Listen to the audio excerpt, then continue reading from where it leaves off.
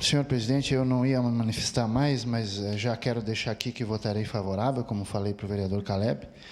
Mas, vereador Cláudio, me surpreende muito que a sua bancada fala tanto em democracia e o senhor usa muitas vezes a bancada para tentar calar os que pensam diferente. Isso não é democracia. Eu tenho o direito, como todos os meus colegas aqui têm direito, de pensar da sua maneira.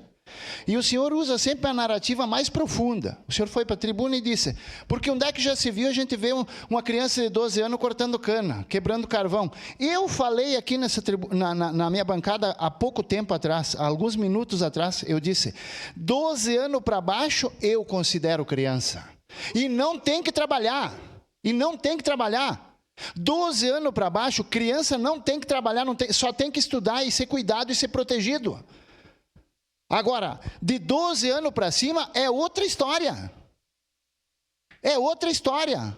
Aliás, de 14 anos para cima tem que ser considerado como se fosse um adulto. Porque hoje, e vou cientificamente provar para o senhor, aonde que na Inglaterra foram feitos estudos, isso todo mundo sabe, mas a gente tem que repetir, porque senão não se lembra, né? Que hoje uma criança de 7 anos tem mais informações no cérebro que o imperador romano tinha. E olha o que ele governava. Olha a responsabilidade que ele tinha. E o senhor é muito inteligente, o senhor sabe que o que eu estou dizendo é verdade. Tá? Então, agora vem me dizer para mim que com 14 anos não tem que responder pelo que faz? Ou não pode trabalhar? Ah, pelo amor de Deus, vamos ser um pouco mais coerente aqui, né, gente? Votarei sim, senhor presidente. Para declarar o voto, vereador Andressa Marques.